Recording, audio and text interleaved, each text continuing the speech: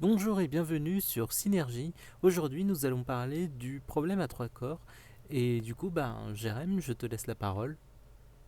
Nous allons parler de la série Le Problème à trois corps, donc série qui est sortie le 31 mars 2024, il me semble. Le 21 mars 2024, pardon. Mais avant de vous parler de la série, je vais vous parler du roman, sans m'étaler pendant 15 minutes, hein, mais il faut savoir que la série est tirée d'une trilogie, donc un roman en trois tomes. Pourquoi je vous parle du roman? Parce que quand j'ai regardé la série avec ma copine qui, elle, a lu les romans, elle m'a dit que la série était très fidèle au roman. Donc, c'est bien de parler de l'impact du roman puisque ça permet de voir pourquoi est-ce qu'elle a eu autant de succès et pourquoi et comment la série justement arrive à bien maîtriser tout ça. Donc voilà, le roman, il faut savoir qu'il a eu un gros impact dans le monde de la SF en général, hein, que ça soit le monde de la SF dans les romans, dans les séries, dans les films, dans le cyberpunk et tout. Il a obtenu le prix Hugo du meilleur roman en 2015. Donc il faut savoir que c'est la première fois qu'il est récompensé par le prix. Donc c'est le prix Hugo du meilleur roman en 2015 et c'est la première fois qu'un roman asiatique remporte ce prix. Avant ça, ça avait été que des romans qui étaient avec un alphabet européen, quoi. Donc c'est le tout premier roman avec un alphabet asiatique qui remporte ce prix. Et donc l'auteur du roman Liu Xingxing, bon, désolé pour la pour la prononciation, je vous laisserai aller voir son vrai nom sur internet. Mais c'est donc le premier auteur asiatique à remporter le prix Hugo en 2015.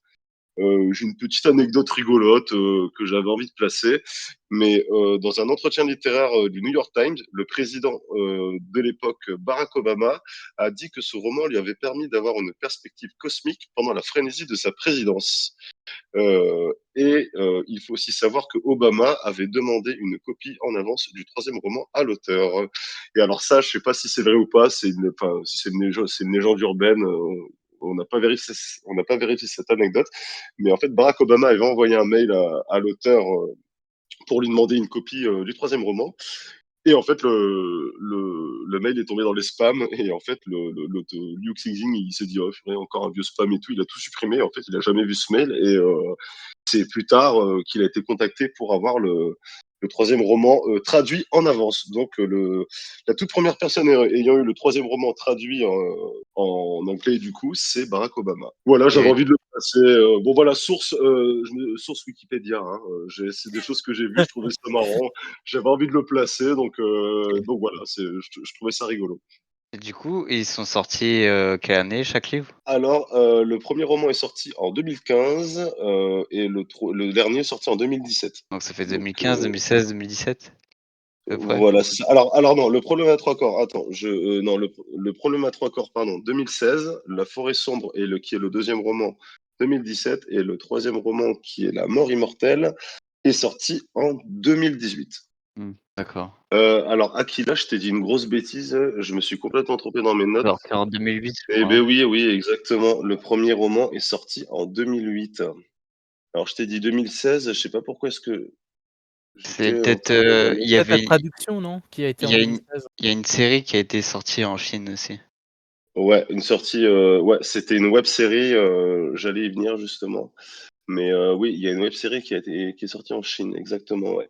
Mais oui, non, le premier roman est sorti en 2008, et ensuite le deuxième est sorti, bon, alors bah, en 2008 aussi. Je crois qu'il les a sortis la même année. Mais voilà, la traduction française de l'ouvrage à partir du chinois est parue en 2017. Donc en fait, le Ouais, roman ça met du temps, a attendu 10 ans avant d'être traduit je pense. en France. Et La mort immortelle est sortie en 2010. Donc ça, c'est des sorties en Chine, hein. Alors, il faut savoir que avant de sortir en série, il me semble qu'il y avait un projet de film qui était fait en 2009, mais ça a été abandonné parce que bon, ils avaient peur que les effets spéciaux soient trop chers et tout, donc le projet a été abandonné. Et ensuite, il y a un projet qui démarre en 2013. Ah non, c'est envisagé en 2009, abandonné en 2013, et c'est là qu'il y a eu une web série qui est sortie donc le tournage lancé en juillet 2020, et ça a été diffusé au début de l'année 2023. Donc il faut savoir que cette série-là, elle est que asiatique. Parce que bon, je sais pas si c'est un spoil ou pas, mais la grosse différence entre le roman et la série télévisée, c'est que dans le roman, tous les personnages sont chinois. Et, et effectivement, les personnages que vous voyez dans la série de type caucasien ont été complètement, les rôles ont été inventés en fait. Mm. Mais à part ça, la retranscription reste très fidèle au roman, hein. Le seul, bon, je vous dis, il y a qu'un Tout se personnage passe qui garde, en Chine, c'est ça? voilà, tout se passe en Chine. Il y a qu'un personnage qui garde la même origine entre le roman et la série. On y reviendra après, on en parlera après de ce personnage. Mais sinon, à part ça, non, dans le, si tu veux, il y a des rôles qui ont été dédoublés dans la série par rapport au roman, mais globalement, tout ce qui se passe dans la série reste fidèle au livre. Avant que j'aille plus loin, est-ce que tout le monde a vu la série entièrement? Aude, est-ce que tu as tout vu? Ah tiens, Aude demande si la série couvre les 3 livres ou un seul. Alors, pour répondre à ta question, Aude, la série couvre tout le premier livre. Et en fait, il y a des éléments du deuxième et du troisième qui sont mis dans la série. On en parlera après si tu veux, mais ça, ce sera avant de voir si je fais une partie no spoil ou spoil. Mais globalement, ça parle de tout le premier bouquin et il y a deux, trois éléments des deux bouquins d'après qui. Alors elle dit oui, j'ai tout vu, mais j'ai un peu oublié. Bon, c'est pas grave. Si jamais t'as oublié des trucs, on le rappellera. Même moi, j'avais oublié quelques trucs de la série. J'ai dû me refaire un résumé de la série pour pouvoir bien en parler, mais de toute façon, on réexpliquera après, hein. Du coup, Akila, toi, t'as vu toute la série? Ouais, j'ai vu, j'ai fini hier. Ok. Ah bah en plus, toi c'est parfait, c'est tout frais dans ta tête, donc ça c'est nickel. Sledou, toi t'as tout vu aussi. Oui, je l'ai vu même très récemment en plus. C'était la semaine Et dernière. toi aussi, t'as vu ça très récemment. Et Thomas, toi t'as tout vu. Tu t'en fous d'être spoilé ou alors tu veux qu'on fasse une partie no spoil J'écoute à mais moitié, donc vous pouvez y aller quand vous voulez. ok, ça marche. Salut Salut Elliot. Elliot. Alors Elliot est en train d'écrire. Je n'ai pas vu. Spoil-moi. Je pense que oui, ça ne le dérange pas de te spoiler. Enfin, c'est ce que j'ai Ouais. compris, hein. Ouais, moi aussi. Yes, pas de souci avec les spoils. Ok, donc, je vais pas faire de partie no spoil alors, hein. Tout le monde veut bien te spoiler. Après, pour la petite, tiens, je vais vous raconter une petite anecdote de ma vie. On commence à se connaître, je me confie un peu. Mais ma sœur s'est fait spoiler la fin de Sixième Sens. Si vous n'avez pas vu Sixième Sens, regardez, c'est super. Mais elle s'est fait spoiler la fin de Sixième Sens, et bah la fin qui lui a donné envie de voir le film. Elle a su Ah, le le fait cliffhanger qu'elle a été du film, spoilée, elle voulait le voir. et ben ça lui a donné envie de voir le film. Si jamais elle n'avait pas été spoilée sur la fin de Sixième Sens de elle-même, elle n'aurait jamais voulu voir le film. Donc des fois, tout ça pour dire que les spoils, bah des fois ça peut donner envie aux gens de voir l'œuvre en fait. Après, c'est quand même Donc mieux de pas se faire spoil et de découvrir bah, complètement la fin, quoi. bah surtout pour Sixième Sens, quoi. Donc, mais elle s'est fait spoiler la fin. Elle a dit, bah, c'est en me faisant spoiler la fin que j'ai eu envie de voir le film. J'ai dit, d'accord, tu es très bizarre, mais ok, regardons Sixième Sens. Et Et elle a grave kiffé le film, et ça lui a pas du tout gâché le film, le fait de regarder tout le film en connaissant la fin. peut-être qu'elle connaissait pas aussi enfin, à peu près ce que ça voulait parler, le film. Ouais, bah, en fait, elle a bien aimé elle a bien aimé le film, elle a bien aimé tout ce qui se passait, enfin, à côté. Et bon, voilà, c'était la petite parenthèse. Du coup, tout ça pour dire qu'on peut spoiler. Et du coup, bah, on va commencer par la question la plus basique. Qu'avez-vous pensé Question de la série? Alors, Sledou, t'étais le premier arrivé quand je me suis connecté, donc Mhm.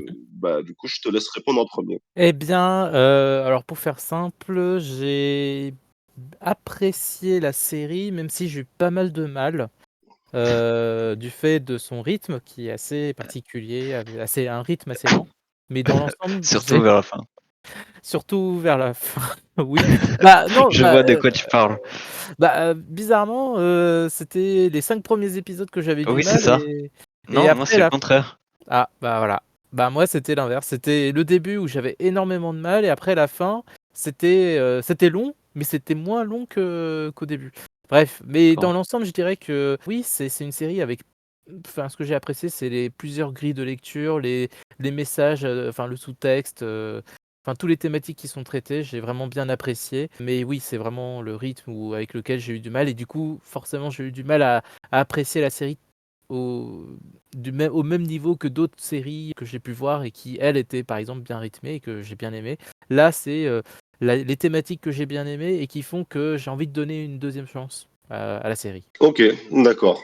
Donc toi, vraiment, comme on en avait parlé avant, c'est vraiment problème de rythme, mais t'es quand même intrigué de la suite, du coup. Ça t'a C'est quand ça. même donné envie de voir la suite de la série. Ouais. Exactement. Ça m'a vraiment intrigué et j'ai envie de voir la suite.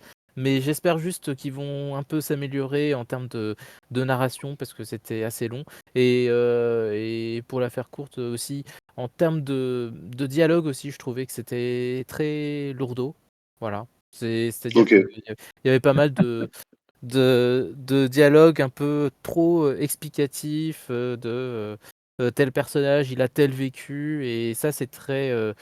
C'est oui, bah, voilà, c'était assez lourd et il y avait pas le show don't tell, quoi. Donc bon, ça m'a un peu dérangé. Mais sinon, dans l'ensemble, je dirais que ça reste quand même, une bonne série à regarder, ne serait-ce que par rapport aux thématiques qui sont abordées dedans.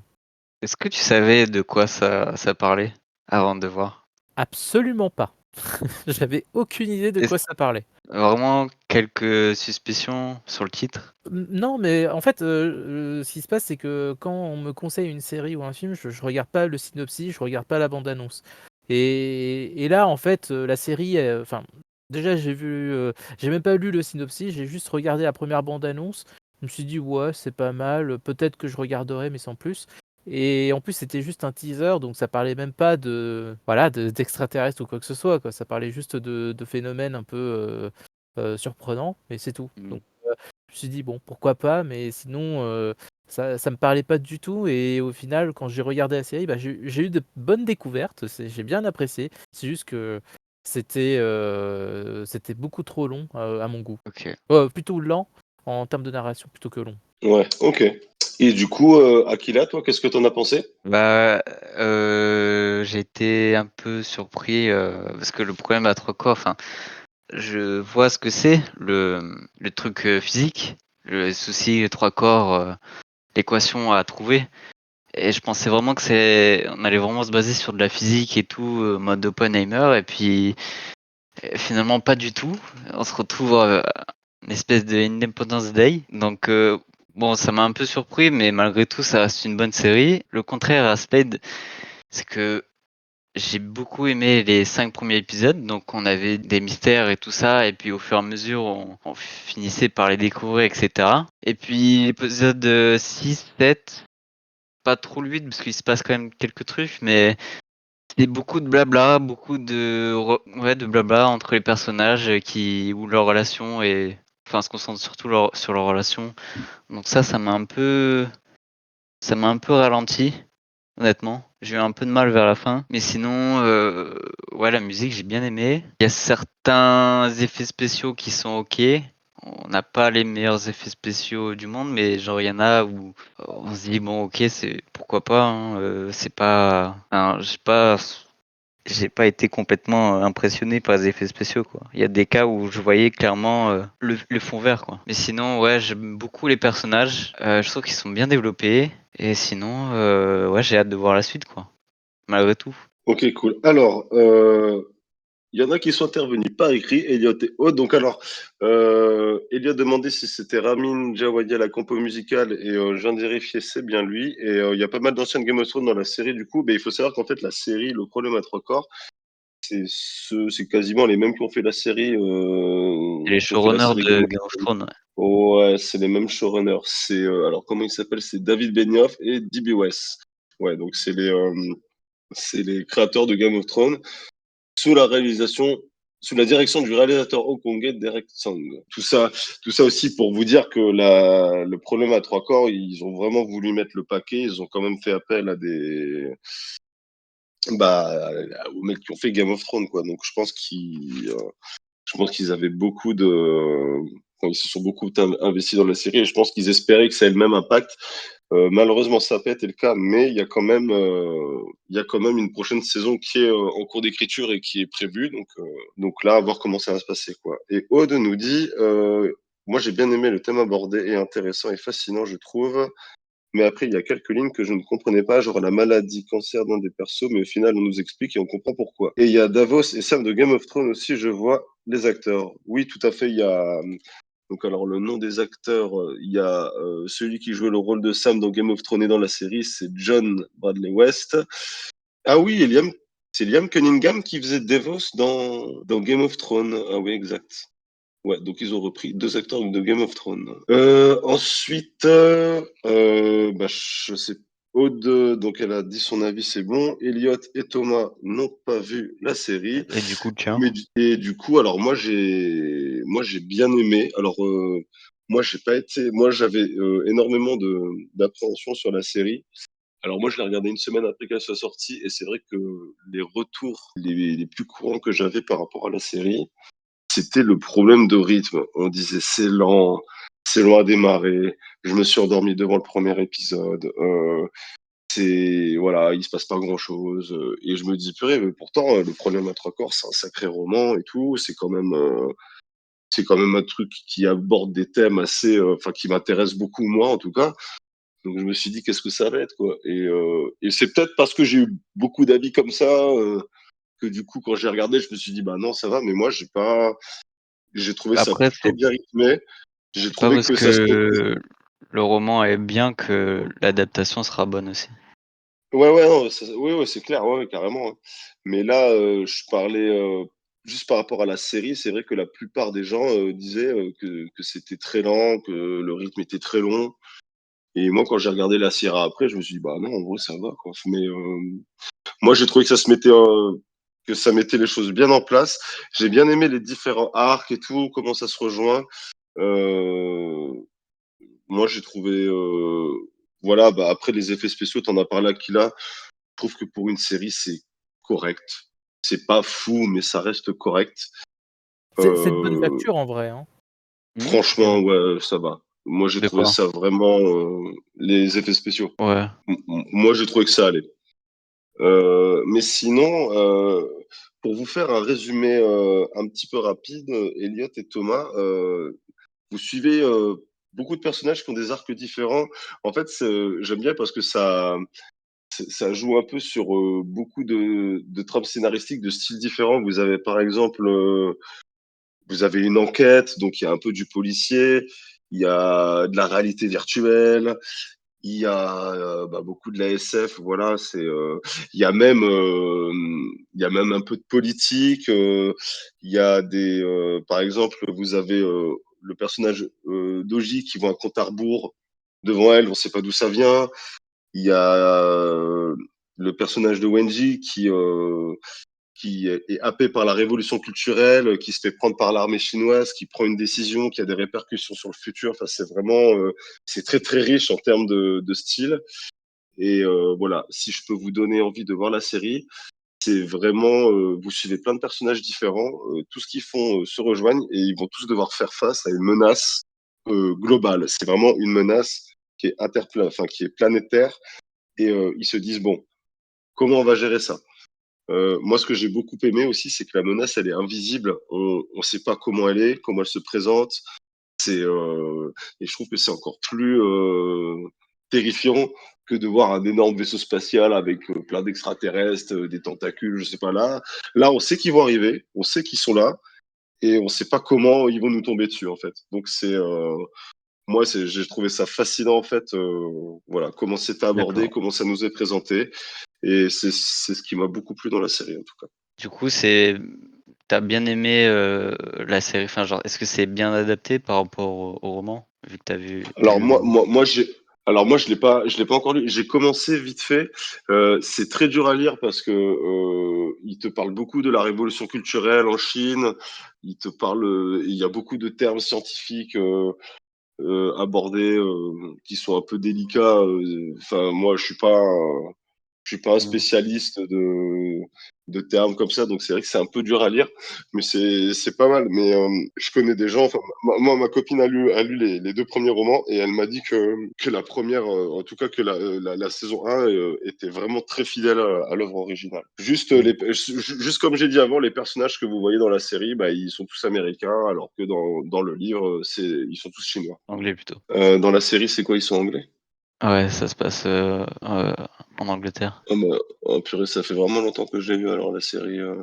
Ah ouais, t'as raison, ça se passe en Angleterre, ouais. Ouais, donc c'est ça. Moi, au niveau du scénario, il y a quelques trucs qui me gênent personnellement. Ouais, quoi par exemple? Tu sais, quand les extraterrestres commencent à se dire que les humains, c'est tous des mythos et tout ça, là. Et Ah que oui, quand ils il leur disent vous explique êtes que de c'est une la métaphore. vermine. C'est ça. Et Ouais, il ouais, explique que ouais. c'est une métaphore, alors que dans leurs jeux vidéo, c'est justement une métaphore par rapport à leur civilisation. Ouais, ouais. En fait, la réalité virtuelle qu'ils montrent, c'est, je pense que c'est aussi pour que les humains, quand ils se retrouvent dedans, tout leur soit familier, en fait. Je pense que si ça avait été, s'ils leur avaient montré autrement, ils auraient peut-être pas réussi à rentrer dans le jeu, tu sais. Oui, mais ça Donc, fait rentrer du coup enfin, la métaphore, quoi. Et ils peuvent pas comprendre justement la métaphore des contes de fées. ouais, donc Là, j'ai ouais, inventé un nouveau problème, problème à 4 ouais. corps. Hein. Le gros résumé du problème à trois corps, c'est que un signal a été lancé dans l'espace pendant la révolution culturelle par Wenji. Elle veut se venger des En Chine. humains en Chine, voilà, exactement. Elle veut se venger des humains qui ont persécuté et tué son père pendant la révolution culturelle. Et en gros, elle a découvert que le Soleil était en gros une sorte de grosses antennes dans l'espace qui pouvaient diffuser des ondes hyper loin, donc des signaux à des potentielles existences extraterrestres. Et un jour, elle reçoit un signal par un extraterrestre qui lui dit surtout, faites le mort, parce que si mon peuple arrive chez vous, on va tous vous coloniser, voire tous vous anéantir. Sauf que elle est très très très très très en colère contre l'humanité et elle se dit venez, la porte elle est grande ouverte, vous serez les bienvenus. En gros c'est ça. Donc des années plus tard, on apprend que ces extraterrestres vont arriver sur Terre. Donc l'humanité, enfin pas l'humanité, mais il faut savoir qu'il y a une sorte de secte qui se développe et qui attend avec impatience l'arrivée des extraterrestres. Et le chef de cette secte s'appelle, enfin c'est pas vraiment une secte, mais c'est Mike un Evans. organisme. Voilà, ouais, Mike Evans. Et ben, c'est le seul personnage qui garde la même nationalité entre le roman et la série. Il y a que lui qui est pas asiatique dans le roman, en gros. Mais sinon, tous les autres personnages restent asiatiques dans le roman et il y a que lui qui garde la même nationalité entre le roman et la série. Donc effectivement, il y a une scène où en fait, on le voit communiquer avec le chef des Santi. Les Santi, c'est le nom des extraterrestres qui sont censés arriver sur Terre pour nous coloniser. Et en fait, les Santi découvrent que les humains peuvent mentir. Et moi, ce qui m'a surpris, c'est que tu es une espèce extraterrestre qui est capable de traduire notre signal, de venir jusqu'à nous, mais tu sais pas mentir. Genre mentir, vous connaissez pas. Moi, je me suis dit, ben, c'est quand même bizarre, quoi. Enfin, donc, est-ce que vraiment ils ne savent pas mentir, ou est-ce que c'est une feinte pour leur dire, on va vous faire croire que vous nous faites peur parce que vous mentez. Du coup, ça nous donnerait une bonne raison de vous considérer comme de la vermine et de venir tous vous coloniser. Voilà, ça c'est une question auquel j'ai pas la réponse, mais je me suis posé cette question-là lors de cette scène. Donc effectivement, il y a cette scène-là, et il se trouve que Mike Evans bah, n'a plus du tout le contrôle sur son organisme et tout, et du coup voilà, il sait que les extraterrestres vont débarquer, mais malheureusement, il ne sait pas si ces mêmes Et extraterrestres seront amicaux avec eux ou pas. après, je pense que c'est aussi une excuse que les extraterrestres ont eu pour conquérir la planète Terre. Parce que de Ouais, mais base, carrément. en... quand elle a reçu le message à l'époque, le mec avait dit heureusement que ce soit moi qui ai reçu le message, sinon, si c'est les autres, ils vont venir vous conquérir. Ouais, Donc, ouais, c'est ça. enfin, du coup, je pense que c'est juste une excuse. Dans tous les cas, ils vont venir foutre la merde, quoi. C'est ça. Alors à l'écrit, j'ai pas tout suivi. D'ailleurs, en Chine, ils ont sorti une série il y a quelques mois. Exactement, Elliot. En fait, c'est une web série qui est sortie voilà, le 15 janvier 2023. Et pour le coup, je l'ai pas vue. Mais je pense qu'elle est plus fidèle au roman puisque c'est une série qui est chinoise. Donc là, pour le coup, tous les personnages qu'il y a dedans sont respectés par rapport au roman. Après, je l'ai pas vu, mais je pense que c'est ça. Hein. Et autre chose dans la série aussi qu'on peut voir, c'est donc il y a le personnage je crois que c'est Jess Hong qu'elle s'appelle dans la série. Donc elle découvre un jeu à réalité virtuelle qui fait très très vrai d'ailleurs où elle doit éviter plusieurs cataclysmes qui vont tomber sur différentes civilisations, sur différentes époques. Donc, il faut savoir que les époques qui sont montrées, c'est des époques qu'on a vécues nous. Et en fait, à chaque fois, ils découvrent que arrêter le cataclysme est quasiment impossible parce qu'ils vivent dans un système à trois soleils. Donc, d'où le nom de la série, le problème à trois corps. Je vous fais un résumé vraiment très bref, hein, parce que c'est des choses qui existent vraiment. En fait, c'est ça qui est bien dans la série, c'est que le problème à trois corps c'est un vrai, c'est une vraie théorie en fait. Aussi en physique. Voilà, c'est une vraie théorie scientifique qui existe en physique. C'est voilà, les thèmes abordés dans la série et dans le roman sont des choses qui existent. Et, Mais Akila, tu me diras si j'ai bon, hein, mais en gros, le problème à trois corps, c'est le fait de vivre dans un système solaire où il y a trois soleils. Et en fait, au niveau de la rotation de la planète ou quoi, c'est le gros bordel. Ça engendre plus de cataclysmes. Et du coup, c'est des cataclysmes qui peuvent être durs à prédire. Et en gros, les Santi veulent venir chez les humains parce qu'ils disent, bah, vous avez un système solaire avec un seul soleil. C'est beaucoup moins le bordel que chez nous, il y a trois soleils. Donc, c'est pour ça qu'on veut venir chez vous. ouais, En c'est ça. gros, c'est ça. Parce que Voilà, je fais un résumé vraiment, vraiment simplifié, hein. en physique, le problème à trois corps, c'est un souci qui n'a pas été résolu encore et qui est trop compliqué, on va dire. Alors, contrairement à deux corps ou à un seul corps, où c'est plus facile de connaître la trajectoire, quoi. Alors que trois corps, bah, c'est chaotique. C'est Du coup, aléatoire. c'est ça, on ne peut pas C'est aléatoire parce que vous pouvez très bien avoir un été qui dure des années où ça se passe bien et puis d'un coup, tout le monde crame. Et vous pouvez très bien avoir une ère glaciaire qui va durer des siècles. Et du coup, c'est des cataclysmes qui sont que vous pouvez pas anticiper, que vous pouvez pas résoudre. D'où le fait que les Santi qui sont dans ce système trisolaire veulent venir dans notre système solaire à nous. Ouais, c'est ça, c'est des mouvements. C'est comme si vous dessinez le signe infini et dedans il y a trois objets qui tournent, mais sauf qu'on peut pas résoudre, on peut pas prédire leur mouvement, quoi. C'est trop compliqué. Voilà, tout à fait. D'ailleurs, la série aborde aussi un thème que j'aime beaucoup. Alors, est-ce que vous connaissez tous le paradoxe de Fermi? Quelque chose. Dis quelque chose. Paradoxe de Fermi. Thomas me dit qu'il ne connaît pas. Alors, je vais vous dire très brièvement ce que c'est. Le paradoxe de Fermi, c'est un paradoxe qui a été mis en place par Fermi qui dit que l'univers est tellement grand et tellement vaste qu'il y a forcément l'existence d'une autre civilisation, voire de même plusieurs autres civilisations extraterrestres. Voilà, c'est tellement grand, c'est tellement vaste, l'univers est infini et Hmm. il est quasiment impossible qu'on soit les seuls êtres vivants à exister dans l'univers. Ouais, ça joue Sauf sur que, la probabilité, quoi. voilà, exactement. Sauf que, si il existe d'autres civilisations extraterrestres, comment se fait-il qu'on n'ait jamais été en contact avec une autre de ces civilisations? Si l'univers est tellement grand, qu'il y a tellement de chances qu'il y ait d'autres civilisations, comment se fait-il qu'on ne rencontre personne? Voilà, ça c'est le paradoxe de Fermi. Alors, il y a eu beaucoup de réponses à ce paradoxe, hein. Notamment la plus courante, c'est le fait que l'univers est tellement grand que c'est des distances qui sont très dures à traverser, donc que notre civilisation s'éteint avant qu'on trouve la technologie pour pouvoir arriver à rentrer en contact avec ces autres civilisations. Il y a aussi le fait que chaque espèce vivante est vouée à forcément s'autodétruire, un peu comme nous, hein, le réchauffement climatique, le nucléaire, machin, tout Mhm. ça. Donc, en fait, on est tellement, c'est tellement dans notre nature de tout détruire autour de nous que le temps qu'on découvre un moyen d'envoyer des signaux ou de rentrer en contact avec une civilisation extraterrestre, bah, juste avant, on provoque notre extinction nous-mêmes. Donc ça, c'est la réponse qui est souvent donnée par rapport au paradoxe de Mhm. Fermi. Ouais, Et sinon, tu voulais dire quoi? oui, bah, je voulais dire aussi, bah, il y a aussi le fait que c'est un peu, ce qui est montré dans le premier ou deuxième épisode où, et on en a parlé tout à l'heure, où, justement, étant donné qu'il y a ce côté-là un peu de, extraterrestre, donc on ne sait pas si, ils vont venir nous exterminer ou non. Eh bien, la question c'est, est-ce que, les personnes qu'on va contacter, enfin les êtres, qu'on va contacter, ils sont pas plus avancés que nous? Et que en termes de technologie, je parle et que, ben, si justement, ils sont peut-être plus avancés que nous et ben, ils vont peut-être nous détruire. Donc il y a ce côté de cette envie de se dire: «S'il y a un contact possible et ben, vaut mieux peut-être pas contacter, vaut mieux se faire discret».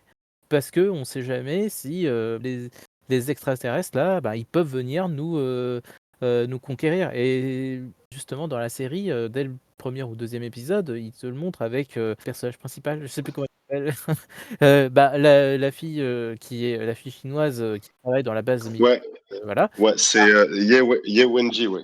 Les Wenji, voilà, c'est ce qui se passe parce que, elle contacte des extraterrestres et les extraterrestres lui disent: «Non mais surtout, ne viens pas, fais-toi discrète, ne nous contacte pas parce que sinon on peut venir te conquérir» et elle a pas écouté le conseil justement et là, ben, on est parti sur une invasion qui va venir Et dans ben, exact. Et en fait, ce que tu viens de raconter, c'est marrant parce que c'est le truc auquel j'allais venir après. Donc ah ça, c'est une cool, des autres théories. Non, mais c'est bien, tu as anticipé le cool. truc. Ça prouve que tu as bien suivi la série et tout, parce que c'est justement ce thème-là qui est au cœur de la série. C'est la théorie de la forêt sombre. C'est exactement ce que tu viens de résumer, Cédou. Ah bon, C'est d'accord. en gros la théorie de la forêt sombre, c'est qu'en fait les civilisations extraterrestres ne veulent pas rentrer en communication avec nous. Donc c'est voilà signal zéro. Elles font vraiment les morts. C'est voilà, on ne montre pas qu'on est là parce qu'il existe une civilisation beaucoup plus avancée que toutes les autres qui rôdent dans l'univers, qui, elle, attend qu'une chose, c'est repérer un signal et venir coloniser la planète. Et justement, la théorie de la forêt sombre indique que les civilisations extraterrestres existent, mais elles décident de ne pas diffuser de signal et de se cacher pour ne pas tomber justement sur cette civilisation beaucoup plus avancée qui risquerait de venir les conquérir elle-même. Donc, contrairement, voilà, nous, l'humanité, on serait pas au courant, on essaierait d'envoyer des signaux pour dire hey, on est là, venez nous voir et tout. Mais les autres civilisations, je dirais non, non, nous, on se fait discret, on se fait tout petit. On veut pas qu'on découvre notre planète. Donc, c'est pour ça que c'est pour ça qu'on n'arrive pas à capter des signaux, qu'on n'a pas de réponse. Voilà, c'est une réponse qui a été apportée au paradoxe de Fermi par rapport à ça. Donc ça, c'est la théorie de la forêt sombre, et c'est d'ailleurs le titre du deuxième roman. Et du D'accord. coup, enfin, le titre de chaque roman, c'est quoi? Le premier roman, c'est le problème à trois corps. Le deuxième, c'est la forêt sombre. Et le troisième, c'est la mort immortelle. D'accord. Donc voilà, Et- c'est vrai que le thème de la forêt sombre, c'est un petit peu ce qui est au cœur de la série. Nous, on n'a pas fait gaffe. On a envoyé comme tu disais, Sledou, elle a pas fait, elle a pas fait gaffe à au message qu'elle a reçu en mode n'envoyez pas de signaux, faites le mort, sinon mon peuple va arriver, va tous vous asservir. Et l'humanité a fait le contraire de la forêt sombre. Elle a dit non, C'est ça. non, venez, venez, venez, on va bien vous accueillir. On sera très content que vous soyez là. C'est ça. Mais Alors, Elliot dit, ils ont pas encore annulé la saison 2, au moins Netflix. Non, non, Elliot, la saison 2, moi j'avais très peur que ça soit annulé parce que la saison 1 n'a pas fait assez d'audience. Et finalement, ils ont quand même, je pense qu'ils ont beaucoup investi dans la série quand même. Donc finalement, il y a une saison 2 qui Netflix. est prévue. mais et je me pose la question, la série, elle est aussi disponible, sur le territoire chinois? Alors là, aucune idée. Ouais, Ouais. sur le Netflix chinois, tu veux dire? Ouais, ouais, ouais. Bah, attends, je vais regarder, Sûrement, je pense. bah, je sais pas, est-ce que déjà il y a Netflix en Chine? C'est Bah, je Bonne pense, question. ouais, non? je sais Ouais, je pas, sais j'ai pas, la aucune Chine, idée. ils ont pas mal de restrictions, donc Ouais, voilà, déjà que si ça parle de voyage dans le temps, c'est mort. Alors, si tu parles d'extraterrestres, je sais pas ce que ça va être, hein. non, non, attends, Mais je crois oui, la voilà. Chine fait partie des pays où la censure est très présente, hein. Alors, Non, apparemment, les Chinois sont pas très contents de la série Netflix Oh bah, parce tu qu'elle m'étonnes. propose une vision trop manichéenne en relatant notamment la période de la révolution culturelle qui s'est déroulée de 1966 à 1976 dans le pays. Pour la Chine, l'œuvre de Liu Xingxin version Netflix représente ainsi les méchants chinois face aux gentils occidentaux. Ouais, bon, Ouais, en gros, ouais, non. tu peux toujours courir pour, avoir c'est à une cause de la Chine, quoi, en gros. voilà. Et en tout cas, non, il y a bien une saison 2 qui est prévue, en tout cas, pour répondre à ta question, Elliot. Je crois pas qu'il y a Netflix en Chine. Il faut utiliser un VPN apparemment. Je viens de voir, t'es obligé de faire ça pour avoir Netflix. Alors Thomas, Elliot, est-ce que tout ce qu'on a dit, ça vous a donné envie de voir la série? Est-ce que ça vous a intrigué? Est-ce que vous vous êtes dit ah non pas du tout, c'est pas fait pour moi? Voilà, qu'est-ce que vous pensez jusque-là? Donc parce que là, on vous a quand même lâché pas mal de spoils. Je sais pas si il y a quand même pas mal de choses desquelles on n'a pas parlé. On n'a pas raconté trop de scènes. Là, on vous a vraiment raconté la série dans les grandes lignes, hein. C'est vraiment, il se passe quand même pas mal de choses entre temps. Il y a quand même d'autres trucs dont on n'a pas parlé qui valent le coup d'œil, hein. Elliot dit que c'est un univers qui peut lui plaire, mais j'ai pas confiance au Benioff. Benioff, Après c'est la les fin de Game of Et producteurs. les Thrones. showrunners. Ouais. Ah oui, oh, la fin de Game of Thrones, enfin, ça c'est un autre débat dont on pourra parler une autre fois, mais oui, je peux comprendre ta réticence, mais sache qu'en fait, à la différence de Game of Thrones, c'est que Benioff a dû faire la fin de Game of Thrones alors que la fin des romans de Game of Thrones n'était pas publiée. Là, les 3 romans ont été publiés, donc il n'y a pas de raison qu'il fasse une mauvaise fin, étant donné que le roman est déjà fini. Je pense que Après, perso, je pense qu'ils auraient pu faire non. mieux, mais c'est juste mon Mm. opinion. Mais on va revenir à la série du coup. Ouais. Sinon on risque de s'éparpiller. Ouais, c'est clair. Mais sinon, oui, la série, moi, je sais pas, une scène. Moi, pareil que toi, c'est tout. Moi, j'ai vu la série sans connaître. J'avais vu le synopsis vite fait. Je crois pas que j'avais vu la bande-annonce. Pourtant, je regarde toujours les bandes-annonces avant. Ouais. Mais c'est vrai que je m'attendais pas à ça quand j'ai vu la série. Je pense notamment, déjà moi j'ai bien aimé comme j'ai dit avant, les différents thèmes scientifiques. Enfin, le problème à 3 corps, je trouve que c'est un terme physique hyper intéressant, qui est hyper riche. Ah, Voir un film de SF avec des extraterrestres sans savoir à quoi ressemblent les extraterrestres, sans savoir comment ils ont fait leur vaisseau, sans savoir les capacités qu'ils ont sur nous, à part que si là tu apprends quand même qu'ils ont réussi. Alors tu apprends qu'ils arrivent à nous espionner grâce à des ondes. fond. Non, comment? C'est Des Sofon, je sortes crois. de ouais, des sophrons. Donc c'est des Sofon. ondes.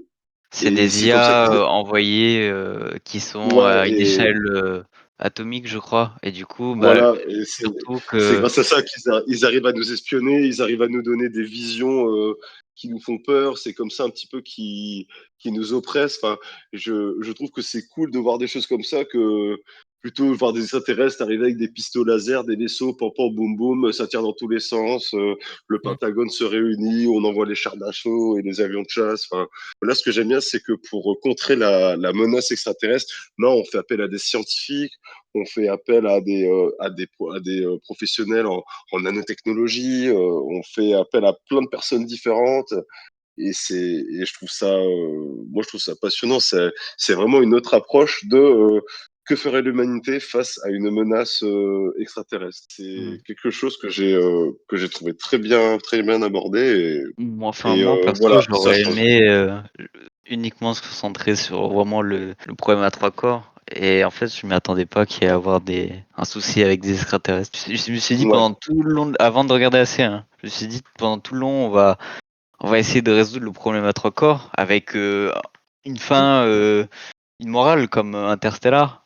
Et puis, non. Bon, ça m'a pas déplu pour autant, mais Ouais, il y a quand même. Bon, allez, là, je suis désolé pour ceux qui n'ont pas vu la série, je spoil une scène de la fin qui est très. Mais en vrai, spoiler la fin d'une saison 1, c'est pas très grave, puisqu'on sait qu'il se passe des choses après, donc on spoil pas Mhm. une vraie fin.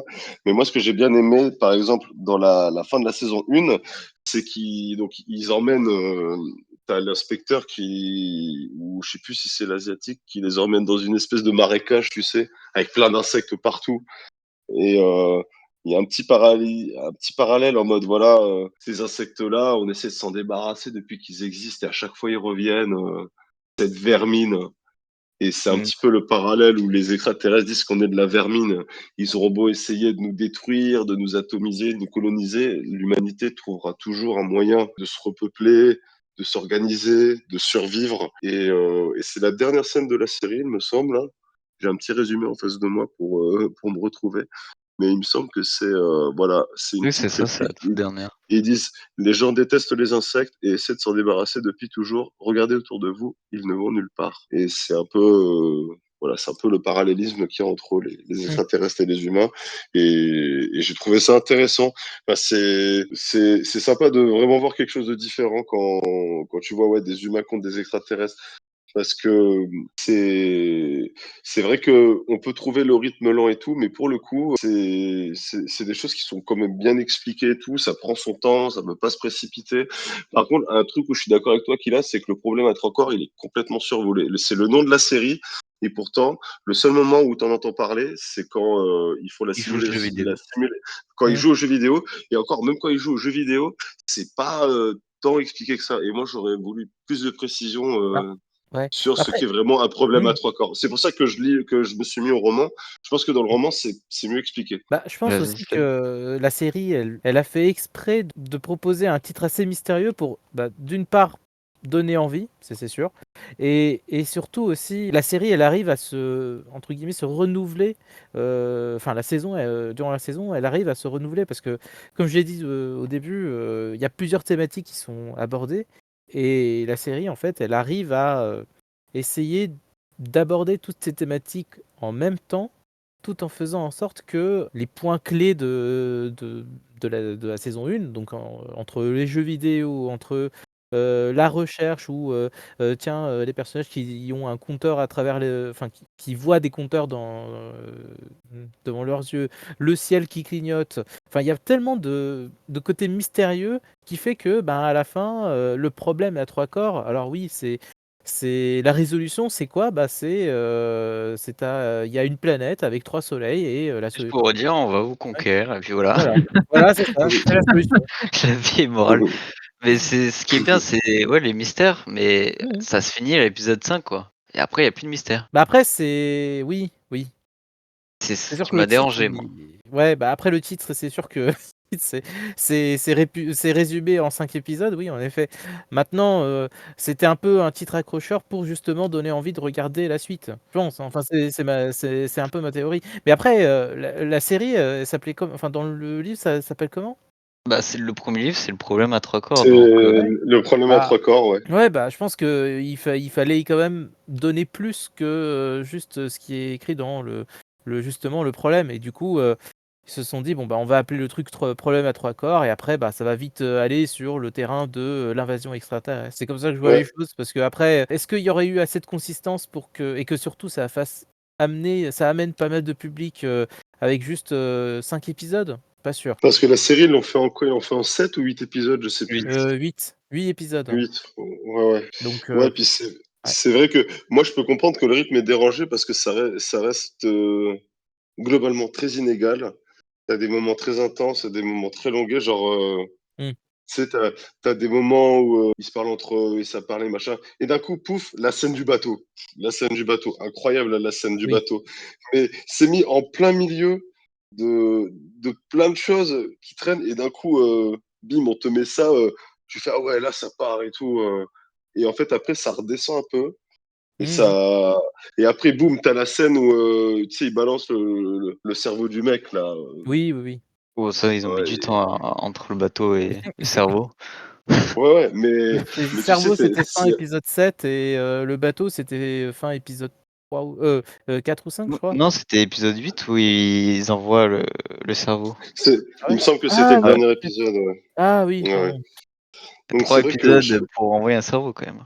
Oui, oui. ouais, mais Ah, c'est là, ils ont essayé un peu de développer le côté, bah, le message sur l'euthanasie, c'était un moment assez touchant, mais j'avoue à la fin, quand tu vois que le gars, Ouais, il a mis son 3 cerveau épisodes pour avouer son amour quand même. ouais, bah, c'est ce que je dis, en Et fait, il y a des longueurs et je pense que, s'ils avaient fait une série, enfin une saison 1, axée que sur le problème à 3 corps, enfin avec le côté jeu vidéo et finalement qu'on se rende compte que, bah, en fait, le jeu vidéo, c'était une simulation d'un vrai truc qui existe et que c'était en fait, une manière, d'annoncer un peu l'invasion.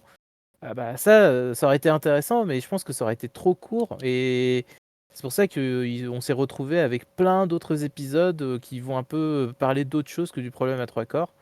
mais sachant qu'il y a beaucoup d'éléments qui sont pris du deuxième et du troisième roman qu'ils ont mis dans la série. Par oui, exemple, je crois qu'il y a Ouais, des personnages qui sont là et qui vont vraiment être, bah, présents dans les ouais. prochaines saisons. le truc des colmateurs, par exemple, que tu vois à la fin de la série, Oui, ça oui, oui. c'est dans le deuxième roman, ça, tu vois. t'as pas ça dans le premier roman. Ouais. Même le truc d'envoyer le cerveau du mec dans l'espace pour rencontrer les Santi, ça paraît que dans le troisième roman. En fait, ils se sont dit, bon, juste le Ah ouais? problème à trois corps, ça peut pas nous faire 8 Oh épisodes, putain. donc faut qu'on mette un peu des éléments du deuxième Oui. et du troisième pour qu'on, bon, après, à voir comment ça va être fait, hein, comment ça va être C'est monté une dans la deuxième stratégie. saison, Après, est-ce mais qu'elle était payante ou non? Moi, je pense pas. Je pense que 5-6 épisodes, ça aurait suffi large.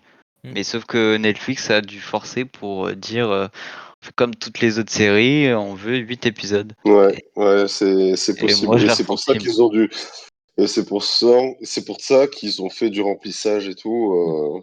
avec des éléments piochés comme ça au hasard sur les autres romans.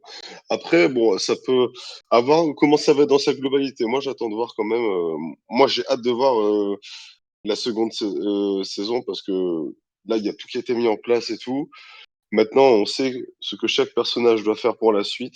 Et je pense que, j'espère qu'on aura un meilleur rythme sur la seconde saison. Ouais, moi, j'espère aussi. Du coup, il y avait bien un problème de rythme, on est d'accord? Oui, oui. Bah, Et c'est après l'épisode 5, c'est pas le même rythme, quoi. Mmh. ouais, moi je l'ai pas ressenti comme ça, moi. Ouais. Moi, je pense que c'est parce que je crois que j'ai entendu tellement de gens me dire le rythme est comme ça, le rythme est comme ça, le rythme est comme ça, que quand je l'ai regardé, je m'attendais à un truc vraiment soporifique. Mmh. Et finalement, quand je me suis retrouvé dedans, j'étais là, bah non, je suis dedans, ça va.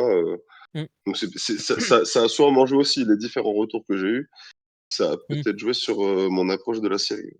Bah, en fait, en somme, c'est le rythme, il est pas soporifique, c'est juste que ce sont j'avais l'impression que, étant donné qu'il y avait plusieurs, histoires en même temps, tu pouvais arrêter, à la fin de chaque mini histoire de l'épisode et tu pouvais reprendre genre, 1 ou 2 jours après, ça aurait pas changé grand chose. Parce que moi, c'est ce qui se passait avec moi, hein, c'était que je regardais l'épisode et après je le mettais en pause parce que, ben, enfin, j'arrivais pas à accrocher avec les personnages et au final, ben, quand j'ai fini de regarder, la série, enfin la saison 1 entièrement, bah, je retiens que les messages, mais après, les personnages en eux-mêmes, est-ce que je me suis vraiment attaché? Bon allez, peut-être, le gars qui a le enfin, Enquêteur? ouais, l'enquêteur, bah, c'est parce que j'aime bien l'acteur, Ouais, mais mais moi, je trouve voilà. qu'il a bien joué. Mmh. Mais après c'est, le gars là dont on a envoyé le cerveau, en espace, bah, lui, je me Will, je suis crois. légèrement, oui voilà, Will, je me suis attaché qu'au dernier épisode. Bah Parce oui, que parce que le moment où il rencontrait pour la dernière fois ses potes, quoi. bah, surtout qu'il servait à rien pendant tout le long, quoi. Je me En Exact. suis fait, les, dit, les- il est là parce en qu'il fait, va les, forcément servir à quelque chose, c'est obligé. En fait, les 3-4 premiers épisodes, il est énormément mis à l'écart parce qu'il est là en mode ah, j'aime bien elle, je l'aime depuis Voilà. toujours. Ah, tiens, je vais lui acheter une étoile. Ouais, ouais, bon. Et il était là, bon, à mon avis, si monte autant de trucs sur lui, c'est qu'il aura une importance à la fin. Et effectivement, à la fin, il a une importance. Mais oui, c'est vrai que tu t'en tapes un peu de lui jusqu'à ce Et qu'il s'envole dans l'espace. c'est ça, Mmh. son intrigue autour de lui, enfin, c'est trop lent, je trouve. Ça a pris beaucoup trop de temps. Et franchement, moi, 6 épisodes, ça aurait été parfait. Ouais, je pense que 5-6 épisodes, 6, ça aurait été pas mal, ouais. 5, je pense que ça aurait été peut-être un peu trop condensé, tu vois. Non, ouais, 5. Il faut une conséquence après que l'IA s'est montrée dans le ciel. Donc, il faut un sixième épisode, quoi. Donc, c'est au sixième épisode où on voit que tout le monde part en couille. En fait, Ouais. il fallait, maximiser les chances de la réussite de la série. Donc, si tu parles juste de jeux vidéo, est-ce que ça va parler à tout le monde? Pas sûr. Par contre, si tu Oui, mais parles le. de tout un pan de extraterrestres, jeux vidéo, et tout un tas de messages aussi que tu pourrais traiter, bah là, tu maximises tes chances. Alors OK, c'est un peu casse-gueule parce que tu veux parler de plein de choses en même temps. Après, le jeu vidéo, enfin, c'est plus une simulation pour expliquer le problème à trois corps. Donc, Mmh. moi, je trouvais ça bien. Mais c'est pas forcément un vrai jeu vidéo, quoi, je trouve. Ah mais ouais, non, mais je suis d'accord sur ce point. C'est l'une des Mmh. choses qui m'a fait envie de voir la série, justement, parce que quand tu regardes les bandes annonces, tu vois que tu voyages énormément. Je me suis dit, ouais, on va aller loin. Mmh. Il y a Elliot qui dit la difficulté avec les séries à rythme lent, c'est qu'il faut arriver à créer des personnages marquants, peu importe le scénario. Si tu n'as pas de personnage marquant, on peut vite s'ennuyer, même si l'histoire est bien. Mmh. Bah, il faut un tout pour faire une série, quoi. Je dirais que le problème de la série, comme vous dites, c'est qu'effectivement, les personnages marquants, en fait, t'en as qui sont marquants par moment et d'un coup tu les oublies, puis après ils reviennent. Je dirais que le seul personnage qui reste marquant et dont tu suis l'intrigue tout le long, c'est le personnage de l'inspecteur. Lui, pour le coup, à chaque fois qu'il apparaît, je trouve qu'il marque. Mais c'est vrai que le personnage qui devient le colmateur, bah, au début, tu t'en tapes un peu, et c'est qu'à la fin, quand il devient colmateur, qu'il prend de l'importance. Mmh. Celle qui bosse sur les nanotechnologies, bah, pareil, elle a de l'importance au début, mais après, tu la vois plus pendant un épisode, puis après, tu la vois faire de l'humanitaire. Donc, Ouais, à toute c'est vrai que fin. t'as moins d'attache avec elle. Et si, je dirais et pareil, le personnage qui joue Sam dans Game of Thrones, là, et que tu revois dans la série, lui, Ouais, Jacques. je sais pas trop à quoi il sert dans la série, à part se faire buter pour. Ah si, il sert à se faire tuer pour mettre une conséquence dramatique et tout Mmh. sur les persos, peut-être, je sais pas. Mais c'est vrai il y a des personnages, ils ont du mal à marquer, mais ça reste très inégal, ouais. Moi, il y a un truc qui m'a gêné avec les personnages, vu qu'on dit tous que c'est un peu, enfin, c'est tous des scientifiques, enfin des physiciens ou des trucs comme ça, même si on précise pas trop, je crois, leur orientation, mis à part celle avec les nanotechnologies. Mais j'ai l'impression qu'à chaque fois, on veut vendre le personnage comme si c'était lui ou elle la meilleure scientifique. À chaque fois, genre que ce soit le colmateur, là, celui qui devient le colmateur, ou Jin Cheng, là, celle qui joue, qui a eu la première à avoir le casque, ou même celle avec les nanotechnologies. J'ai l'impression à chaque fois, on lui dit, bah, c'est toi la meilleure scientifique, tout ça. Donc dans la série, moi, je me suis un peu perdu par rapport à ça. Je sais Ouais, pas Ah. vous, ouais, ouais, mais ouais. Si, ouais, non, mais je vois très bien ce que tu même veux dire. Ouais. la chinoise, la vieille mère chinoise, on disait non, mais en fait, c'est elle la meilleure. Et je sais pas, je sais pas où veut nous amener la série, qui est le meilleur, mais à chaque fois on nous dit c'est elle, puis c'est l'autre, puis je sais pas, sur ce coup-là, j'étais un peu perdu, quoi. Ouais, Bah, après ouais, je ouais, vois. ouais. Bah, après, il y a ce côté un peu compète aussi, j'ai l'impression, entre les différents scientifiques. C'est vrai qu'en fait, chacun est montré comme: «Ah moi je suis meilleur que pour ça, moi je m'y connais dans ça» et je sais pas, c'est en gros, Bah non, enfin, je sais pas, on nous dit juste c'est tu la meilleure scientifique, et c'est ouais, tout. Mais il y a pas, j'ai pas senti cet esprit de compétition où vraiment où lui il est fort dans ça, ou elle est fort dans ça, j'ai bah, pas. en C'est fait, juste t'es la oui. meilleure, puis c'est tout. Mmh. Bah, en fait, compétition dans le sens, dans l'écriture, ce que je veux dire, c'est plutôt dans ça.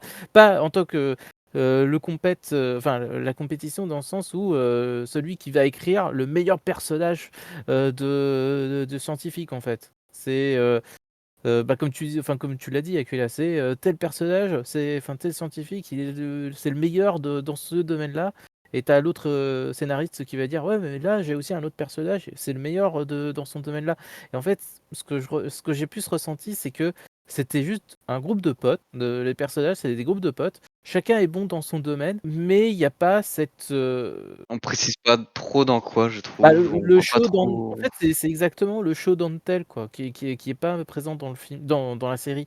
C'est-à-dire qu'on te le dit ou c'est d'autres personnages qui le disent, mais on te le montre pas le faire et par exemple, ben, c'est ce qui m'a le plus marqué justement, c'est les premiers épisodes où, tu as les 2 filles, alors malheureusement je suis désolé, hein, je me rappelle plus des noms, mais, tu as l'hispanique et l'asiatique qui sont dans un bar et tu as un gars, il veut les draguer et là, c'est, au lieu de présenter de manière intelligente ces 2 personnages-là, de manière un peu, comment dire? Dans leur milieu, c'est-à-dire dans un laboratoire en train de refaire de la recherche et que voilà, ah bah, non, on les présente dans un bar et après tu as en termes d'écriture, c'est, le gars qui veut les draguer, qui va les voir et qui leur dit: «Eh alors, vous faites quoi, hein?» et tu en as une qui raconte son En CV une et l'autre qui phrase, raconte ouais. voilà et l'autre qui raconte son CV. Bravo en termes d'écriture, quoi. C'est non, mais montrez-le moi ça, montrez-le Bah, moi c'est en train de ça, faire le des côté recherches, scientifique, je l'ai pas ressenti, quoi. exact. Ah bah, là, je suis Vraiment pas. sur ce point-là, je suis totalement d'accord. Genre, je prends exemple à Oppenheimer, là vraiment le côté scientifique, tout ça, on est, vraiment dedans, quoi. Alors que Problème à 3 corps, sachant que le titre Problème à 3 corps, c'est vraiment un truc physique ou de la mécanique, bah, j'ai pas du tout ressenti, quoi. C'est juste, extraterrestre, extraterrestre, extraterrestre. Mmh. Le vrai problème dans la série, c'est les extraterrestres, c'est pas le Problème à 3 corps pour moi. Ouais, encore Donc une fois, c'est comme on y revient, hein, mais c'est vrai que plus d'approfondissement sur qu'est-ce que le problème à trois corps, ça aurait été bien. Mmh. Après, il y a une autre scène qui m'a un peu dérangé.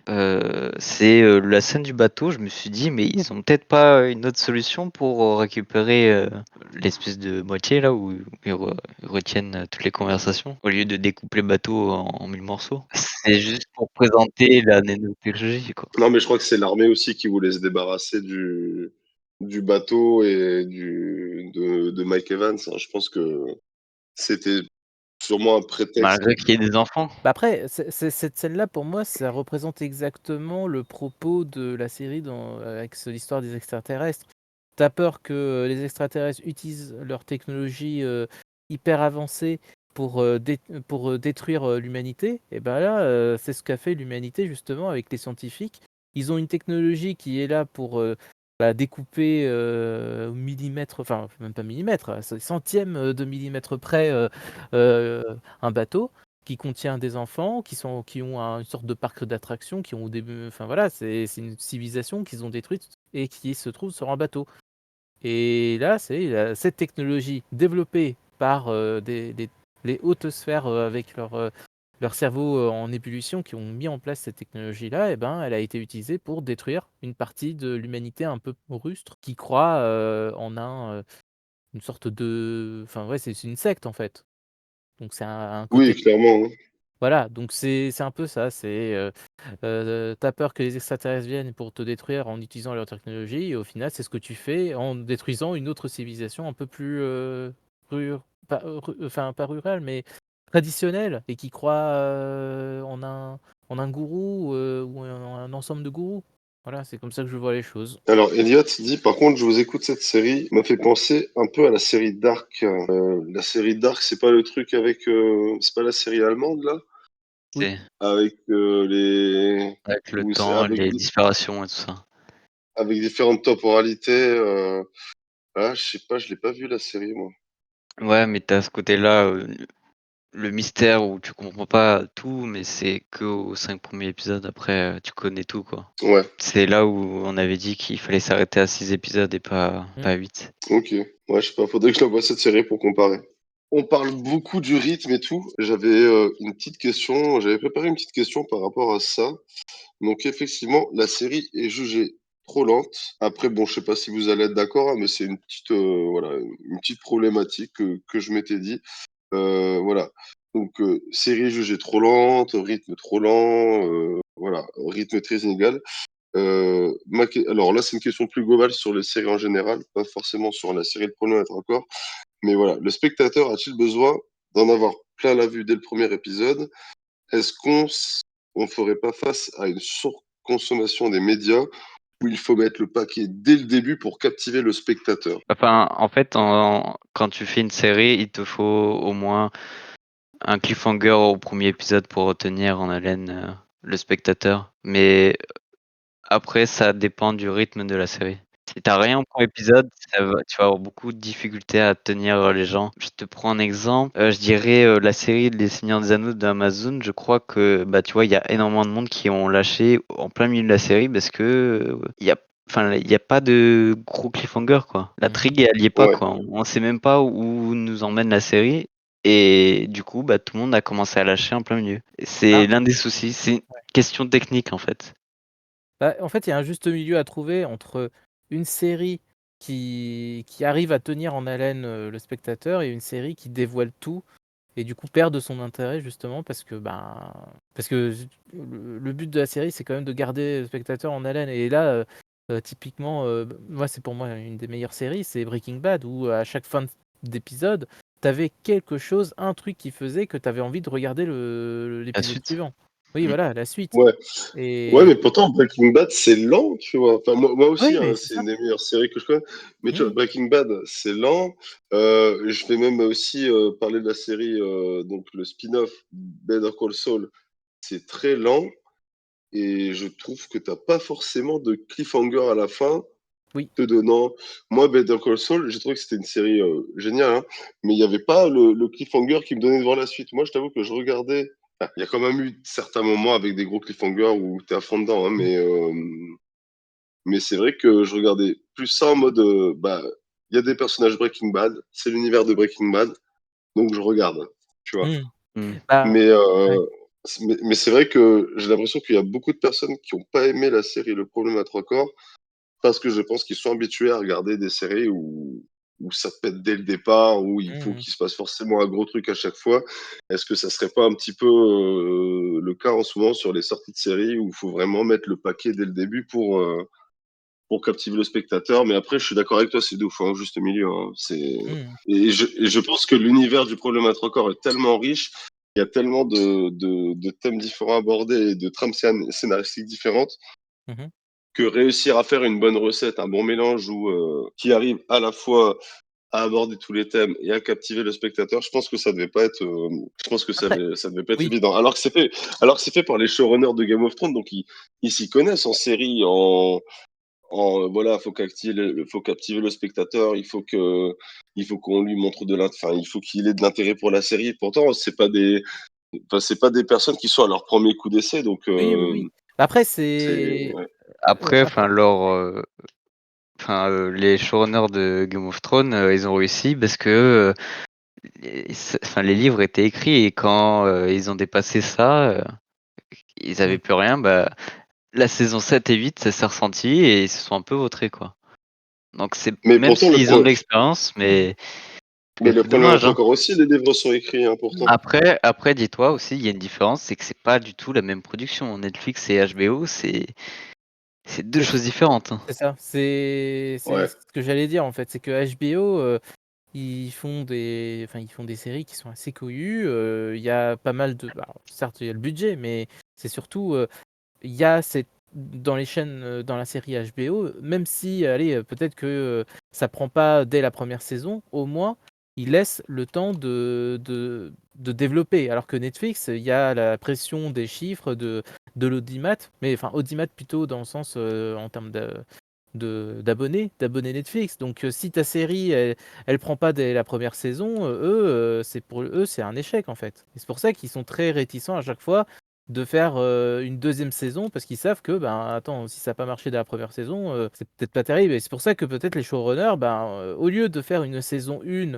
qui serait peut-être, allez, un peu moins impactante, mais plus qualitative et ben ils se sont dit: «Non, non, non, on va mettre le paquet, on va mettre, plein d'intrigues, on va faire, un mélange de plusieurs livres pour justement essayer de rentabiliser, de maximiser nos chances d'avoir une saison 2». Ouais. Hop, Mmh. il y a Elliot qui dit HBO est qualitatif comparé à Netflix. Et Elliot dit HBO, ils ont une énorme pression de la Warner aussi, mais c'est des génies. Bon, c'est vrai qu'il y a une différence entre les séries HBO et Netflix, hein. Ouais, c'est pas la même entre les deux. Oh, Après Game clairement of pas. Thrones, déjà, t'as la saison 1 jusqu'à la saison 5-6. Moi, je trouvais que tous les épisodes, je les ai enchaînés sans problème, hein. Mais le souci des problèmes à trois corps, c'est que parfois, je dirais dans un épisode de 1 heure, t'as que peut-être 7 ou 8 scènes, alors que je dis au hasard, hein, alors que dans une série comme Game of Thrones, t'en as beaucoup plus, et du coup, c'est beaucoup plus rythmé. Après, t'as l'histoire aussi des personnages qui sont plus attachants. C'est une question technique, hein, mais c'est juste que bah, le souci, c'est que les showrunners l'ont pas forcément eu, et j'ai l'impression que c'est plus HBO qui a servi au succès de Game of Thrones que les showrunners, quoi. C'est mon avis. Ok. Mmh, c'est vrai. C'est comme en ce moment, enfin, les questions de rythme, par contre, tout le long de la saison, c'est pas la seule série à en avoir. Je trouve que là, en ce moment, The Boys a le même souci. C'est qu'au début, bah, on se fait un peu chier et c'est que à la fin où ça devient intéressant. Il y a que HBO qui a vraiment à tenir en haleine ses spectateurs tout le long de la saison, quoi. Bah, c'est en fait, c'est la confiance aux showrunners, à ceux qui écrivent. Netflix, c'est alors bah, alors pour HBO, je pense qu'il doit y en avoir aussi, mais c'est moins, restrictif que Netflix. Mais en fait, il y a un cahier des charges, par rapport aux séries. C'est-à-dire qu'il faut que, voilà, dès le premier épisode, le comment dire? Le spectateur, il ait toutes les informations, par rapport aux personnages, qui ils sont, comment ils sont, Bah, qu'est-ce qu'ils aiment pas et c'est ce qui pourrait faire que, ben, parfois, là, c'est une série comme, Netflix ne fonctionne pas parce que justement, il y a toutes les infos et dès le départ, quoi. je pense pas qu'il y ait toutes les infos au premier épisode. Faut juste, en fait, savoir faire une série, c'est juste ne pas tout révéler dès le début, parce que si tu fais tout dès le début, Mmh mh. c'est une une série en un seul épisode, quoi. Exact. C'est Bah, juste que là, en fait, c'est que Netflix mmh, ne se rend pas compte que je pense que dans le cahier des charges, ils ont dit ouais, il faut 8 épisodes.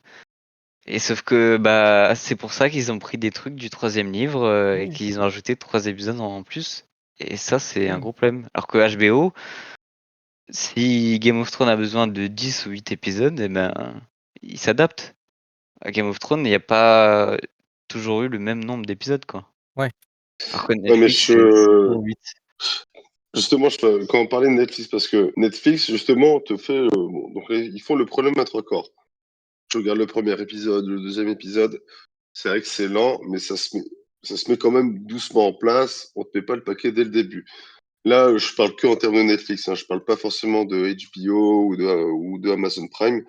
Mais c'est vrai que Netflix, t'es souvent habitué, quand tu regardes une série Netflix, à ce que dès les 2 ou 3 premiers épisodes, il se passe un max de choses. Je pense à La Casa des Papel ou à leur série Avatar. C'est vrai que dès le début, tu avais de l'action, il se passait plein de trucs et tout.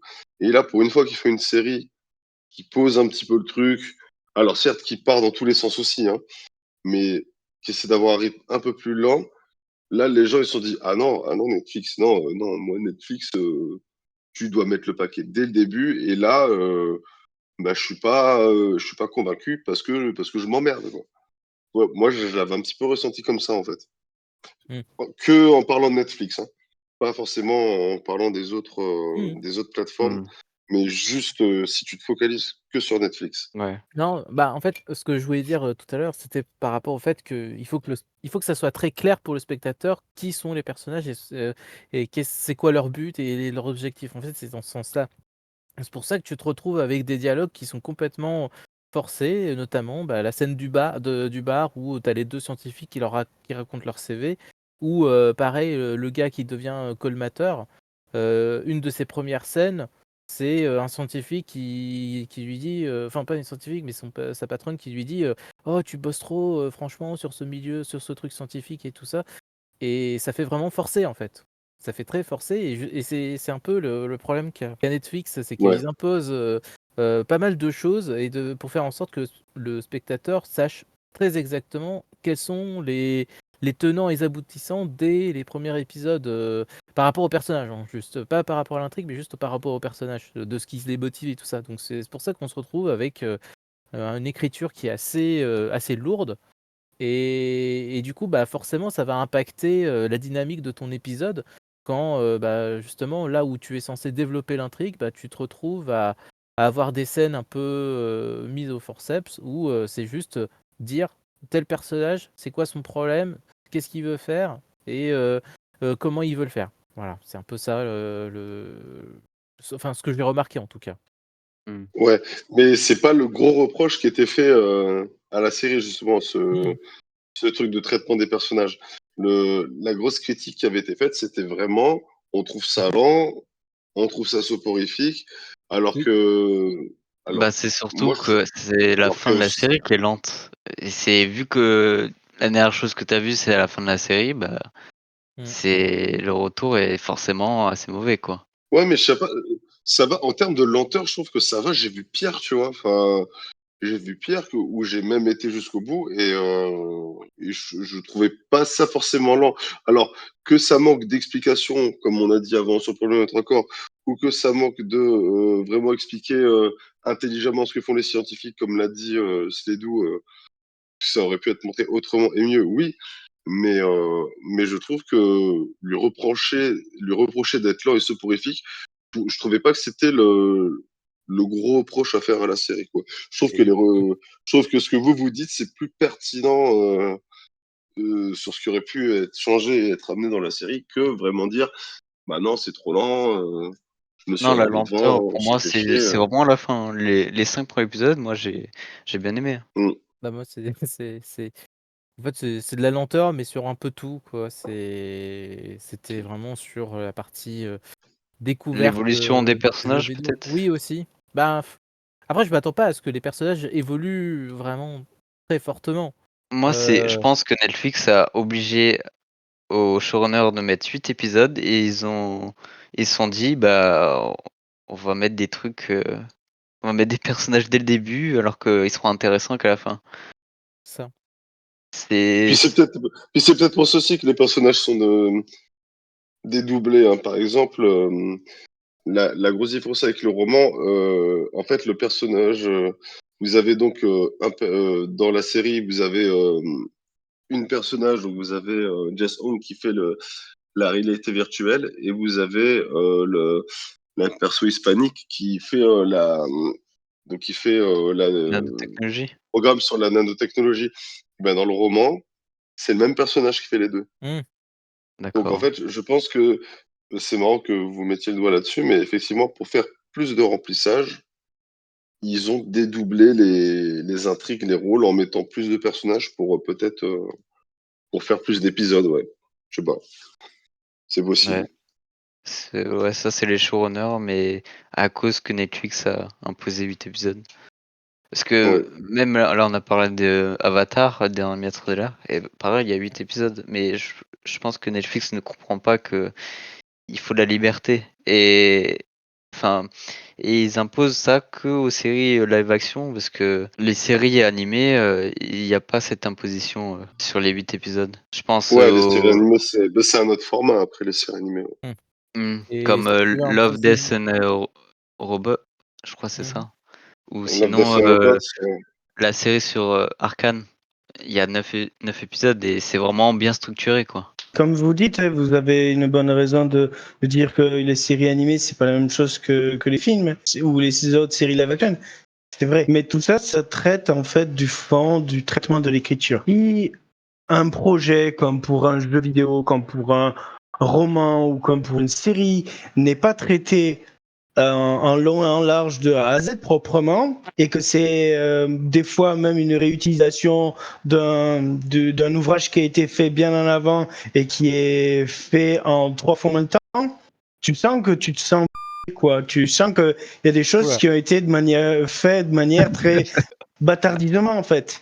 Et ça te fait un peu mal au donc forcément, on en revient toujours au même souci, hein, mais c'est pour ça que quand vous me parlez d'Avatar, là ça commence à me titiller. Je dis ben oui, mais c'est une série qui malheureusement souffre de la direction de Netflix pour faire quelque chose de. Il faut faire suivant le format qui est fait dans toutes les séries, et puis il faut que ce soit fait là comme ça, et puis après, quand tu as les showrunners de la série animée qui étaient là présents, ont bien essayé de maintenir les rênes, ben, en fait, ils pouvaient rien faire parce que c'était pas eux qui étaient décisionnaires dans l'histoire. Et donc, ben, ils se sont fait un peu voler la vedette jusqu'au moment où ils ont vu le résultat et ils ont dit que ben, ils se sont barrés en cours de route. Juste avant que même que les séries soient sorties. Pour dire. Alors que si on regarde par exemple, ben, contrario, la série One Piece live action, ben, le créateur était là de A à Z. Et en soi, la série tient la route. Elle respecte au maximum la série animée et les mangas, mais il est évident qu'avec le traitement et la quantité d'épisodes qu'il y avait, ben, ils ne pouvaient pas tout montrer. Donc forcément, qu'est-ce qu'ils ont fait? Au moins pour compenser, pour satisfaire un peu les fans, et ils ont fait des petits clins d'œil à droite et à gauche pour histoire de au moins faire comprendre que ben on n'a pas oublié ces scènes, on n'a pas oublié ces événements. Au moins on les a montrés, ils y sont dedans. Donc c'est là où tu sens que il y a les créateurs et même ceux qui mènent la réalisation qui ont un minimum le souci des personnes qui ont aimé une franchise, tu vois. C'est là le départ de Névralgique. Si c'est une œuvre qui sort de nulle part, qui est créée par quelqu'un, eh ben, libre à lui de construire. Mais si c'est sorti d'une œuvre qui est déjà préexistante, bah, il faut honorer ça. Sinon, tu vas perdre ceux qui étaient les fans de la première heure. Et après, les nouveaux, ils vont pas Bah forcément plus suivre le mouvement. bah, après, en fait, quand tu fais une adaptation, on va revenir, à la discussion sur l'adaptation, mais là, par exemple, le problème à 3 corps, il y a des gens, j'imagine pas mal de gens, qui n'ont pas encore lu le livre et justement là, l'adaptation, elle est faite pour, non pas alors, si accessoirement ça donne envie de lire les livres, c'est très bien, mais le Bah oui. but c'est surtout de faire connaître enfin de proposer un comment dire? Une œuvre au spectateur et de faire en sorte que, vu que c'est une série, de faire en sorte que le spectateur revienne à chaque épisode et qu'après il soit hypé par une saison 2, 3 et ainsi de suite. C'est ça l'objectif premier de la série. Et pareil pour One Piece. Oui, il faut qu'il Ouais. y ait un engouement qui est bien construit, évidemment. Oui, voilà. Et du coup, bah, après, si tu te loupes en termes de rythme, alors après, ça c'est libre à chacun. Moi, je trouvais que le rythme, les premiers épisodes, j'avais du mal, et les deuxième épisode, ça allait un peu mieux parce qu'il y avait un vrai objectif qui était défini avec Histoire des extraterrestres. Au début, ça partait un peu dans tous les sens. Mais après, si c'était comme ça dans le livre, je peux comprendre. Mais ce qui se passe, c'est que, ben, voilà, et c'est ce que j'imagine a pu un peu faire tiquer, comment dire? Pas mal de gens, et surtout, ben, Netflix, qui ont pu peut-être aussi voir, les critiques qui ont été faites par rapport à la série. Et je pense que la série, elle a le mérite de proposer quelque chose, et qui en fait, elle essaye de se renouveler et de proposer autre chose, et même, enfin, quand je dis autre chose, c'est par rapport au livre, parce que là, de ce que m'a fait la description de Jérém, c'est pas un copier-coller du bouquin. Il y a eu pas mal d'idées qui ont été repiochées dans d'autres livres, dans un livre 2, livre 3. Et alors, ok, soit c'est peut-être pour faire du remplissage, soit c'est pour éviter l'écueil de faire un copier-coller et que ben, le livre n'a aucun intérêt à ce qu'on le lise parce qu'il y a la série. Ou inversement, ceux qui lisent le livre, eh ben, ils vont se dire, bah, pourquoi je me coltinerais la série vu que dans le livre c'est beaucoup plus complet, et c'est une adaptation. Et du coup après, bah là, par rapport à ce qui a été dit sur le respect de l'œuvre principale, oui, ben c'est une adaptation, donc faut s'attendre à ce qu'il y ait des modifications qui soient faites, sinon on risque le copier-coller un peu bas de gamme, quoi. Le côté adaptation, c'est surtout le fait qu'il soit en Angleterre. Le Oui. côté remplissage, c'est le fait d'avoir pioché des trucs dans le deuxième et troisième livre. Oui. Les films Dune, ils ont pas fait un seul film Dune C'est ça. C'est tout pour dépend faire. en fait. Encore une fois, tout dépend en fait du réalisateur qui tient à cœur son adaptation de l'ouvrage. Soit il s'amuse à vouloir, ben, comme ils ont fait pour Avatar, piocher des éléments à droite et à gauche des saisons en bric-à-brac pour faire des trucs qui ne ressemblent à rien. Soit il y a Denis Villeneuve qui a fait pour chaque partie traitement de ses romans comme s'il partait vraiment de chapitre à chapitre. Et tu sens que ça vraiment ça suit l'œuvre propre. C'est dingue parce que tu vois le traitement et l'évolution du personnage. C'est pas quelque chose qui est très versatile, où tu sens que les personnages changent du tout au tout, tu sais pas comment ni pourquoi. C'est le scénario qui est écrit comme ça parce qu'on n'avait pas le temps, on a dû vite faire. Voilà, je prends pas d'exemple pour ça parce qu'il y en a plein à droite et à gauche. Donc pour dire, voilà, c'est pris avec soin. Malheureusement, c'est très maladif dans les œuvres actuelles, ou du moins les adaptations qui sont faites ces derniers temps. C'est pour ça que, bon, voilà, je ne dis pas que le problème à trois corps, c'est ça. Je l'ai pas vu. Donc j'y jetterai un œil, je regarderai jusqu'au bout. Mais j'ai peur des fois même maintenant de me lancer sur quelque chose qui est, soi-disant, trop accrocheur, et à l'arrivée, ben, en fait, ça vole Ah, pas haut. oui. Bah, c'est pas. Bah enfin, on en a parlé, mais tu feras ton Oui, propre avis. bien sûr. Oui, voilà. Puis sachant que tu verras, tu pourras juger la fin de l'œuvre que quand ils auront fait les. Elle est prévue pour 3 saisons, la série. Donc Mm. vraiment, on verra comment ils traitent la fin. Mais moi, en tout cas, je trouve que pour une première partie sur les 3 romans, moi, ça m'a donné envie de voir la suite. Ouais. Hmm. Ouais. Ouais, Ouais, on verra en fonction, ouais. Ok. ouais. Moi, je Voilà. la trouve ok, mais il y a bien mieux quand même. Oui, oui, c'est sûr, il y a toujours mieux, hein, mais je trouve que la série n'a pas Ça reste forcément mérité. intéressant, mais c'est juste Ouais. que ouais, Mais je trouve qu'elle a pas mérité tout le bashing qu'elle a reçu. Je trouve que Hmm. c'était pas mérité. Il y a plein d'autres séries que je trouve vraiment moins bien et qui ont pas été autant bâchées, tu vois. Mais bon, ils après viennent tous ça, de je peux en Netflix. parler quand même. Et le pire, c'est que c'est vrai, ouais, la plupart viennent de Netflix, hein. C'est pas Aïe, faux. aïe, aïe. Par hasard. Et c'est surtout parce qu'ils savent pas trouver, ou du moins rester sur des bonnes séries qui valent le coup d'être produites jusqu'au bout. Et c'est ça que c'est malheureux, hein. En tout cas, j'espère qu'on t'a donné au moins peut-être envie par curiosité de voir de voir la série. Je sais pas si vous avez quelque chose à ajouter par rapport à la série, Sledou et Aquila. Bah, je pense que c'est bon. Après, par rapport aux effets spéciaux, on a dit. Le jeu d'acteur aussi, il était pas déconnant, je trouve. C'était pas mal. Il y Oui, avait pas, ouais, ouais, ouais. voilà, c'était pas mal du tout. Ah, Euh, on a quand même des bons acteurs dedans. T'as Medini Kwong, t'as Jonathan oui, Pierce. oui, c'est ça. Enfin, je trouve qu'en termes d'acteurs, on avait voilà, un panel plutôt sympa. Mhm. Il y a même des acteurs que j'ai découverts qui étaient bien aussi, notamment l'actrice qui joue Tatiana, là, celle qui est La la tueuse. fanatique là. Ouais, ouais, alors elle, je l'ai vue dans une autre série ou dans un autre film, mais je saurais plus dire où, mais j'ai trouvé qu'elle jouait plutôt bien, ouais. Même moi, j'ai déjà vu quelque part Tatiana, là. Et j'ai trouvé très intéressant aussi le fait de parler de la révolution culturelle. Bon, voilà, moi en histoire, je m'intéresse à plein de trucs, mais c'est vrai que la révolution culturelle, c'était pas un truc que je connaissais. Et c'est hyper intéressant. J'ai regardé un documentaire dessus et c'est une période de l'histoire de la Chine qui est hyper intéressante, qui est un tournant dans l'histoire de la Chine, justement. Et voilà, je trouvais que ça m'a fait découvrir ça. J'ai bien aimé. Mm, Mm.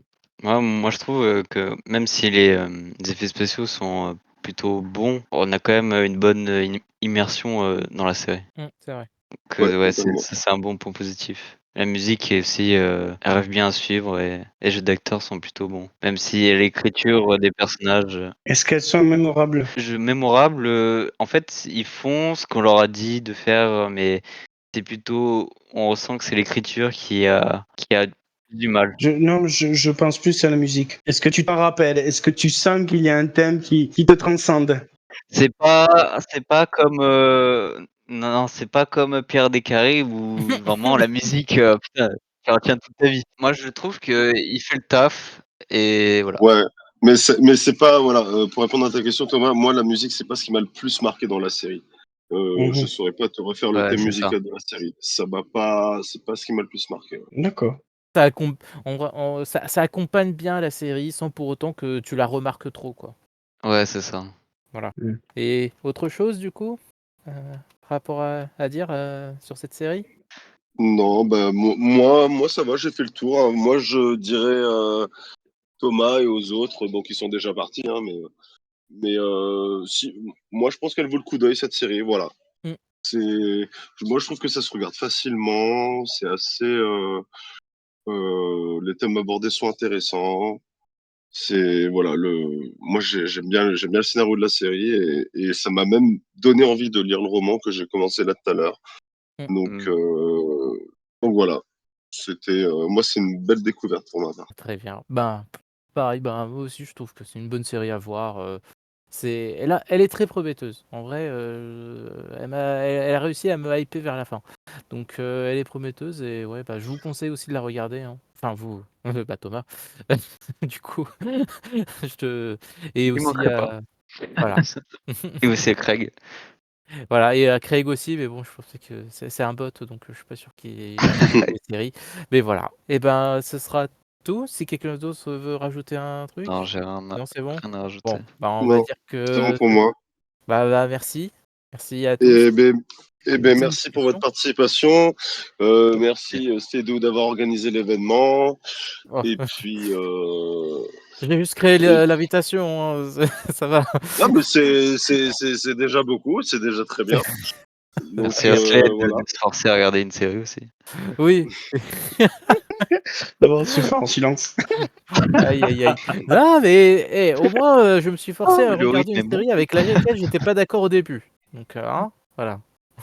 Non, mais c'est bien, c'est bien. OK, bah, merci Ouais. à tous et merci à Jérém, pour avoir, bah, animé, la discussion, et c'était, Et ben avec plaisir, c'était parfait. chouette. Merci à Super. toi. Allez, Ok. salut.